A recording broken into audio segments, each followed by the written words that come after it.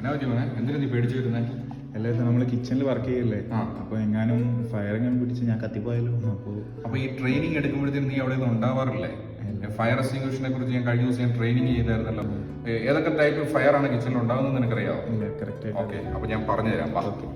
4 തരത്തിലുള്ള ഫയർ ആണ് കിച്ചണിൽ നമ്മൾ പ്രധാനമായിട്ട് ഫേസ് ചെയ്യേണ്ടതായിട്ട് വരുന്നത്. ഒന്നാമത്തത് ക്ലാസ് എ, പിന്നെ ക്ലാസ് ബി, ക്ലാസ് സി, അതുപോലെ തന്നെ ക്ലാസ് കെ ഫയേഴ്സ് ആണ്. ക്ലാസ് കെ ആണ് ഏറ്റവും ഡേഞ്ചറസ് ആയിട്ടുള്ള fire.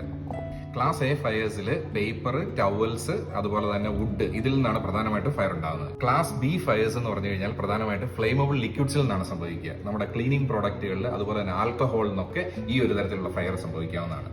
Class C fires electrical fires ആണ്. അത് ഇലക്ട്രിക്കൽ എക്യുപ്മെന്റ്സ് എന്തിൽ നിന്ന് വേണമെങ്കിലും ഇത് സംഭവിക്കാവുന്നതാണ്.